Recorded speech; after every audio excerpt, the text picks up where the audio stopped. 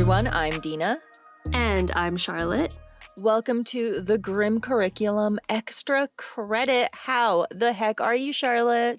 I'm not gonna lie, I'm a little toasted right now, but the stories that I have for you today are interesting and hilarious, so I think I'm in the right mood for it. I'm excited. I'm excited to hear what you got. I've got some gooders myself, and I think after our most recent episode, we need something that is not about a scary cannibal. Yeah. My first story does have certainly a dark element to it, and some of you out there might have heard of this before, but it's the Salish Sea human foot discoveries. And for those of you that don't know, the Salish Sea is on the west coast of North America. It's mainly like Vancouver Island, and sort of northern Washington.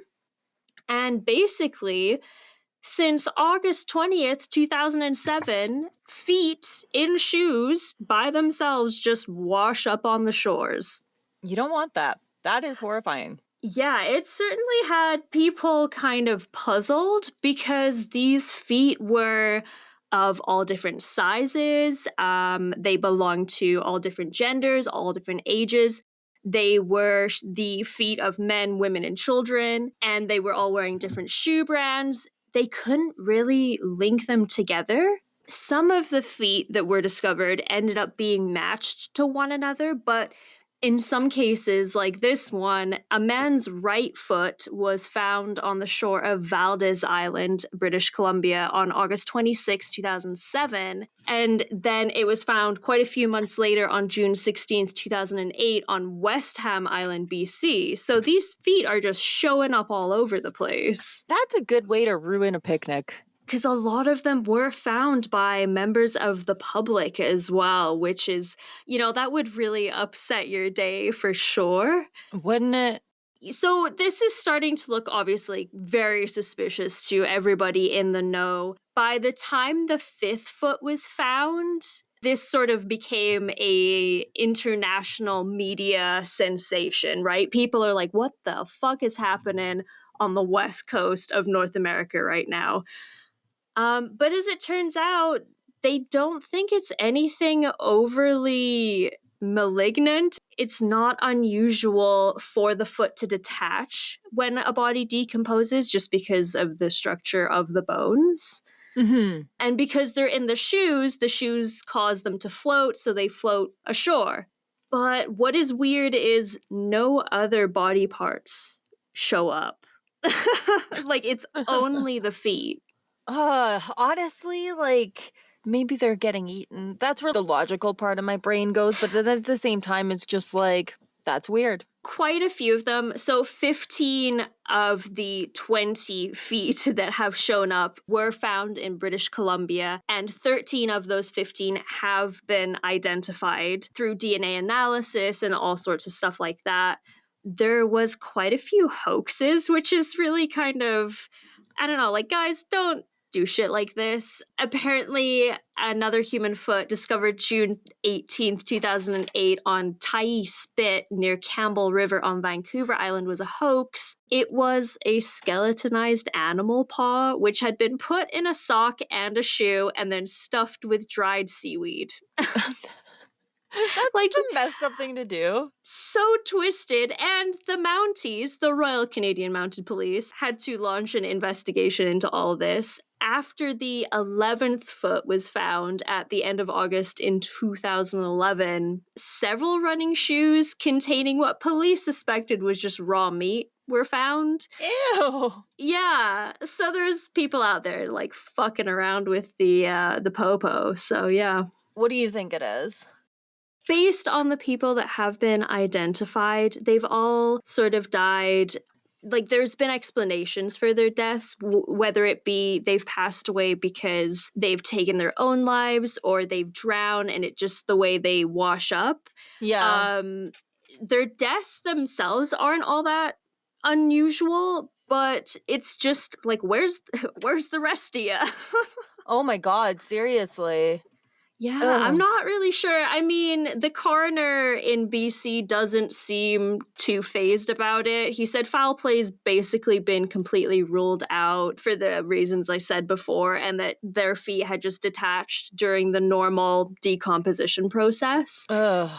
Finding the feet and not the rest of the bodies, it has been deemed unusual. And in fact, finding 2 feet that belong to the same person has been guessed at 1,000,000 to 1 odds. And honestly, the fact that they've been able to pair up quite a few of them is a complete anomaly, said one police officer.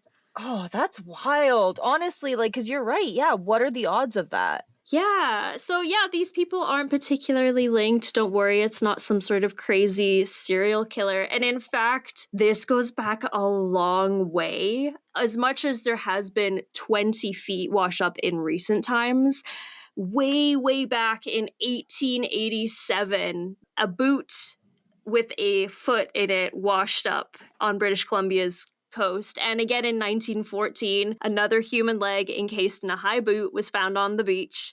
So it's been happening for quite some time.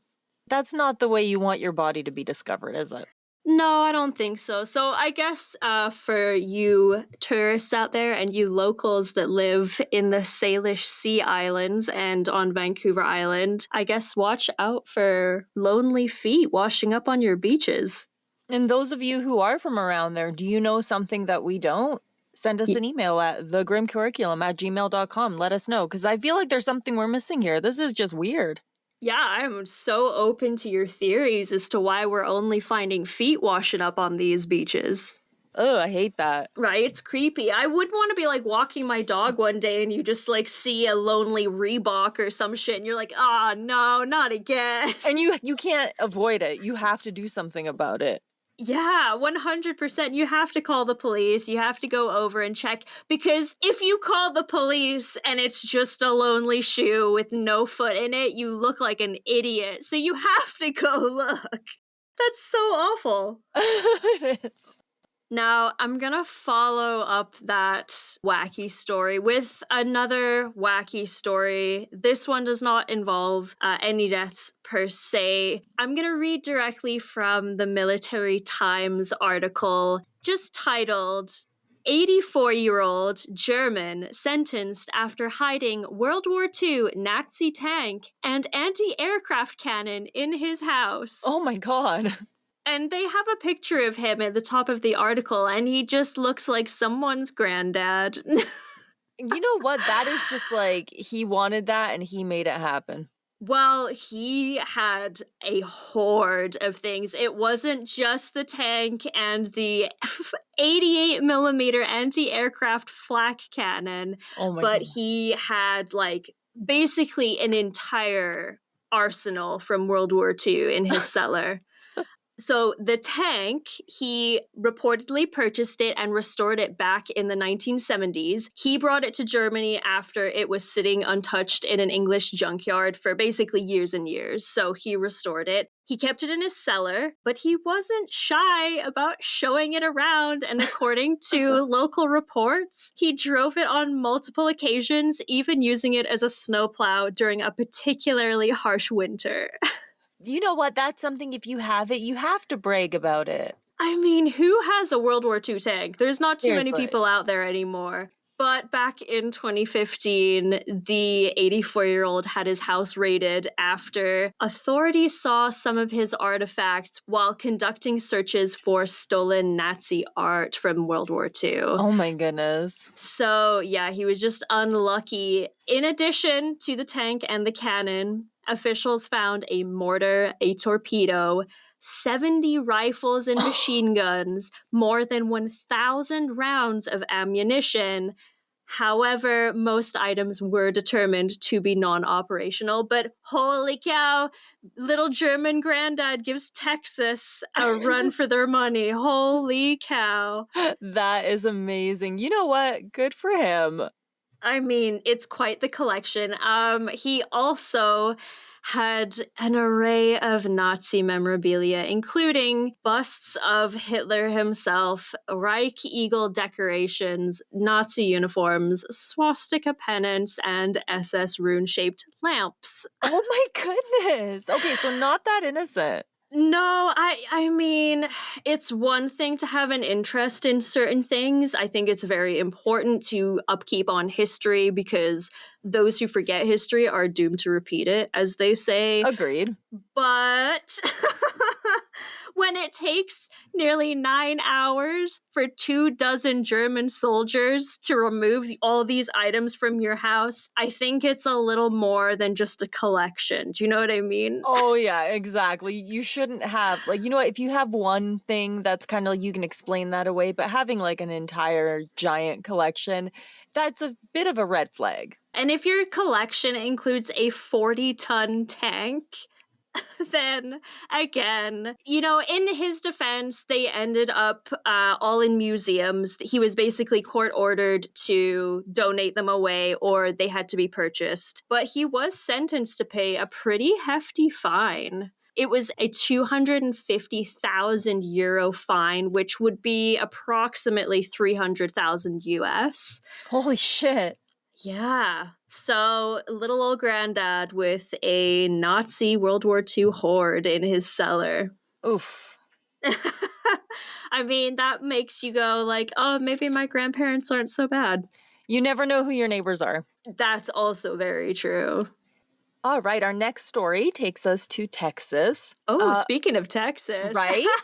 Now, okay, this one has me kind of thinking because I have questions. This is from people.com on August 18th. They posted this article. Texas woman asks for public's help identifying mysterious animal caught on camera near her home, which Okay. always intriguing. I have to say, I haven't clicked on the link you sent me yet, but just from the thumbnail, at first glance, I was like, oh, that's a cow. And then I was like, no, it is not. What is that? It looks like a lion, but also kind of a dog. Like, what the hell is this thing? Right? So, okay, Tina Collig shared photos of a creature that she saw just outside of her yard, and she is asking people to help her identify what this thing is. She saw it walk around her yard, it stopped, it ate some berries, and then it left. She wants people to know. She says, you know what, the photos aren't fantastic, but I want some answers here. They're saying that it looks like a cross between a coyote and a dog. I disagree.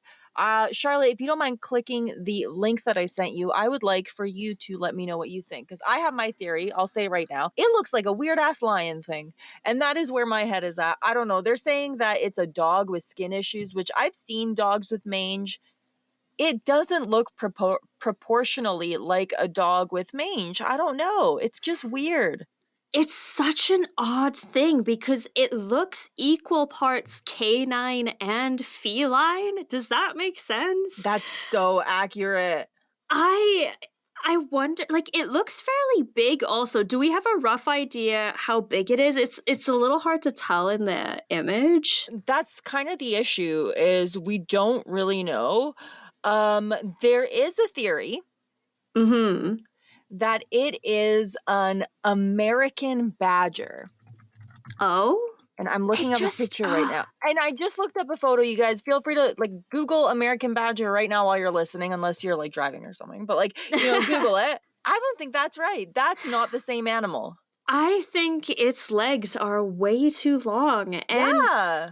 I want to say it's like a bear with mange, but it's got really big ears also, and bears' ears aren't that big. Exactly. That's what I don't get. Like, to me, it looks like a lion that someone shaved poorly. That's the best way for me to describe it. It's a tough one. It's a conundrum for sure. I don't know if Texas has themselves a new sort of weird cryptid. It almost is giving me prehistoric vibes. Yes, You know, that yep. is it like one remaining thing that we haven't seen in so long? But I don't know. I'm very curious. I wanna see if we've missed something because I tried to find an update, I couldn't. I wanna know what this thing is because 'cause I'm sure it's something completely normal, which is that's not very exciting, but there's a chance that this is something strange. Because to me, I look at it and I cannot explain what that is. No, certainly not. And I would say, you know, it's fairly well lit. Yes, it's a little zoomed in, it's a little grainy, but it's pretty obvious what it is in the sense that you can see it all. You know, it's not like some sort of like weird shadow that could be misconstrued as something else. I have no fucking clue. It's a weird one, but yeah, the main thing that they're saying that it must be is, again, they're just saying American badger, and they're saying that's not a honey badger, it's an American badger, which again, I looked that up. That's not the same thing, I swear. I think it's too big for that, but it's so hard to tell from this perspective. I agree. I don't like it. It's funny as fuck though. I almost think it looks like a hyena. It just looks like something that escaped a zoo and like got it sick. I don't know. Or it's just like something that's like hella weirdly bred. Like it's like a combination of a bunch of different dog breeds or something. Yeah, right. It looks like a lot of different animals put together. That's what I don't understand. This one has me completely stumped. Okay, so I want to talk about a lady who we have mentioned on the show quite a few times, Oh yeah, she's like one of our biggest heroes, guys. Ms. Carrie Rawson. She is a writer, she is an advocate, she is also the daughter of Dennis Rader, aka BTK. And she is one of the strongest people I have really seen when it comes to this kind of thing because she is taking down her own dad right now. It's freaking amazing. She's doing amazing work. So this is what's happening. They have been searching his old home and a bunch of his old properties, and they have located evidence of more BTK victims that are potentially victims. They can be anywhere from around 1963 to 2005. Holy cow. They've basically found quite a few different drawings that he did. There is one that is being called Green Dress. There is one that is being called Barn Girl 3. So we have Barn Girl 2 and 1, of course. It's a lot of different young ladies that he drew in very, very vulnerable positions. And we know that that is what he did with his victims. Am I correct in saying that he's pretty much denying all of this right now also? He hasn't really said it. He's not cooperative at all. That's the thing. He never has been. Mhm. And he doesn't want to say anything that is going to incriminate him any further. I never understand that. Dennis, you're in there for fucking life, bud. You're not getting out, so you may as well tell us what you fucking did. That's the thing. And that's what I don't understand because he basically will cover his case one day, of course. Mhm. But one of the things that he did is he was upset that his crimes weren't getting enough news coverage and that people weren't more shocked by them and things like that because they didn't share everything. So he was the kind of guy where he wanted the credit. So the fact that he is not wanting the credit is very strange. Yeah, it seems like a complete 180 from what we know of him, right? Exactly. But the fact that she is sharing all of this, she is helping get all of this information out there and get all of the evidence out there. I think I can't imagine being in a position like that and having to take down your own father. And I say this as someone who does not particularly like her father very much. I just like, I cannot imagine being in her position. Absolutely incredible. One of those potential victims is Carol Marlene Sullins, who was last seen on August 31st, 1991. She was seen in the parking lot of the Valley of the Dolls nightclub in Galena, Kansas, where she was a dancer. She was only 18 years old, and she vanished after speaking with unidentified male in a dark-colored pickup truck. Oh. Someone was charged with aggravated battery in this case, but it was one of those things where he was charged for sexually assaulting her but not killing her, which is terrible to think about. Oh, God. So she is someone who is being looked at as potentially being the green dress Jane Doe that he sketched. Oh, okay. And it's oh my god, it's all just so sad. The fact that they're linking more and more people to him years later like this is horrifying because he is one of those people that is genuinely one of the most evil human beings that has ever existed. And he, again, like a lot of them, he's still alive. Well, I think the thing that's so sad is I'm happy to see that these poor fucking victims are being identified and being able to be properly put to rest after all this time. However, you hope each one is the last one. You never want there to be more. Agreed. And I mean, we saw new victims that have been identified with guys like John Wayne Gacy recently, which is, I'm glad that they get the closure, but at the same time, you hate to see it.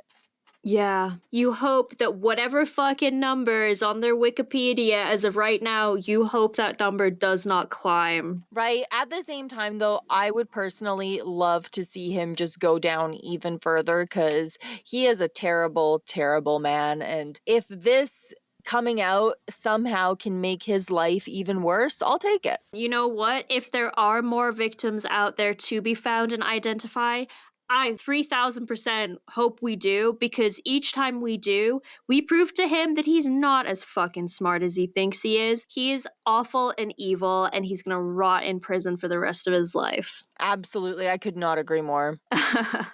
Okay, so to sort of wrap up that segment with something a little more lighthearted, I'm bringing back a little segment that we've done before with the Victorian words and their definition. So I read out the word, and Dina tries to guess what it means. I didn't do very well last time, so I'm excited for this. Okay, so the first one we're starting with is a whooperoo. Sorry.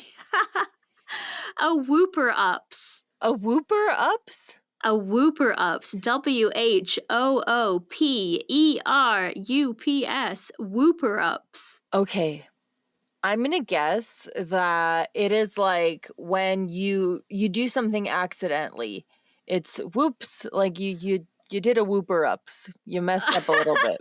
I like that, but no, it is not. It is apparently a Victorian word to describe people who are not only bad singers, but just really loud about it at the same time. That's so specific. I love it. You'd be like, yeah, so-and-so is a real whooper ups. I love that. That's a very specific insult, and that is something I like that. I do too. The Victorians, I tell you, they had a way with words. So they really did. The next one is a little more related to a lot of the content we usually discuss, and it is called a collar day. Ooh. Collar as in like the collar of a shirt sort of thing. A serious day, a day where something bad has happened. Pretty close. It would be your execution day. Collar being kind of like a cheeky way of being like noose. Oh no, that's terrible. Yeah. And on another really kind of gross subject, this sounds like it would be saucy. It really isn't, but a gentleman's companion. Oh, okay, so hold on. You're saying it's not saucy. It's not saucy. Okay, so that is like a little buddy, a friend, Oh, pretty cool. Well, kind of, depending on how you look at it. It is lice. Oh, I hate that. Yeah, he's your little buddy, your little companion that travels with you because he's on your scalp. I mean, I guess that's true. That's definitely true. That's again, I don't like it. That's yucky. I don't want one of those companions. No, nobody does. And to round it out, this one, it actually means exactly kind of how we use it today, which really surprised me, but crib. A house. Yes, exactly. Really? They said it, they used it like as your house or wherever you were resting for the night. So you'd be like, yeah, I'm going back to my crib. I cannot even imagine that. That's so strange. 100%, because when I think of like crib in that sort of version of the definition, I definitely think about like the TV show Cribs, right? Yeah. So yeah, it is actually an old Victorian word for exactly the same thing. Okay, the more you know. That's very interesting. Yeah, so just in case you didn't learn something new today, I hope you did, at least with the Victorian words. All right, we're gonna close this episode off with another strange and unusual death. Oh, I can't wait.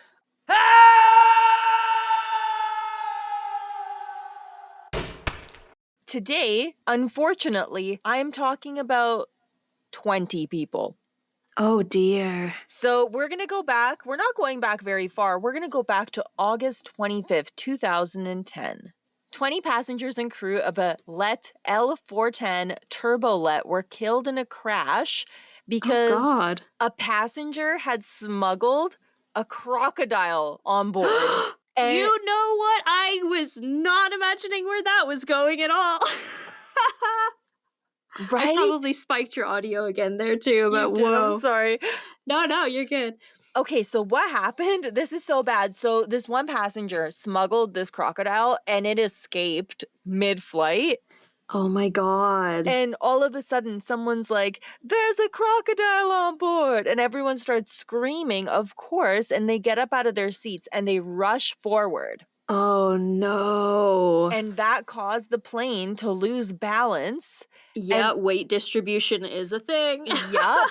And so they lost control and it crashed. Oh shit. So did he just have it in his carry-on? So there was one survivor. Okay. And they said that a crocodile had been smuggled in a duffel bag by one of the passengers and that it got out of the duffel bag. Oh my God, it was probably just like thrashing about the entire time. Who didn't notice a crocodile, guys? And I'm going to tell you the worst part of it all. Well, honestly, I guess it's terrible to say the word, this is the worst part of it all, but it's kind of the cherry on top of the terrible little icing sundae bad times. Yeah. The crocodile survived, Charlotte. Oh my God. Prehistoric wonders for a reason. Like, that's amazing. And then they killed it with a machete.